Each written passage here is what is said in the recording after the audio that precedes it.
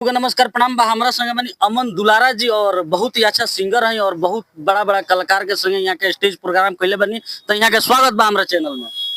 जी सबसे पहले आप आपके चैनल से जे भी हमके देखा था आप सबके हम गुड़ की गोला हम गायक अमन दुलारा।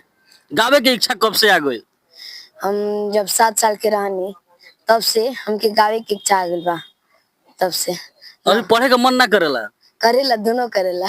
तनी वो गाना गा के सुना दी दर्शक कि रखले रहनी खोल के दिल के दरवाजा, रखले रहनी खोल के दिल के दरवाजा, ओही में सरदे समा गइलू हमार दिल लेके का कइलू, धैले बाड़ू की चबैये गइलू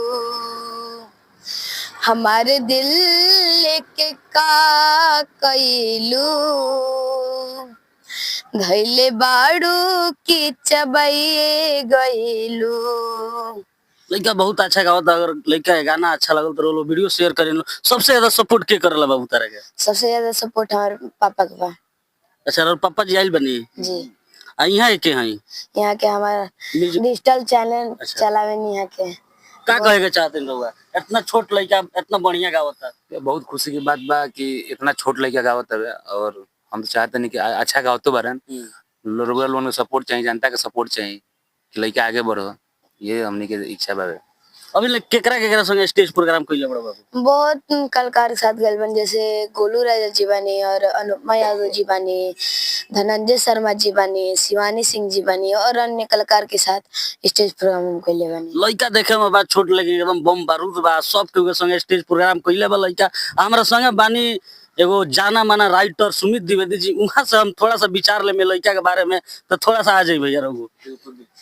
यहाँ के एगो माने जाना माना एगो यहाँ के राइटर है, यहाँ बहुत ही अच्छा गीत लिखनी, बड़ा बड़ा सुपर स्टार के यहाँ गीत दिले बनी। का कहे के चाहत नहीं लड़का के बारे में? आपके चैनल के देखे वाले जे भी बटे सबके प्रणाम बा और ये छोट बकरा का आशीर्वाद बा।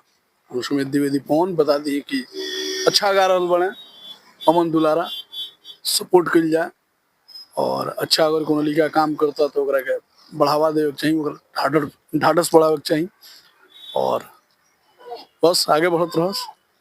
यहाँ के रहनी हाँ सुमित द्विवेदी जी बहुत बड़ बड़ सुपर स्टार के गाना दिले बनी अपना हाथ से लिख के। तो अभी बाबू अश्लील पर विरोध होता तो अश्लील को मत गई गाना। ना ना, क्या कहे के चाहते रहो?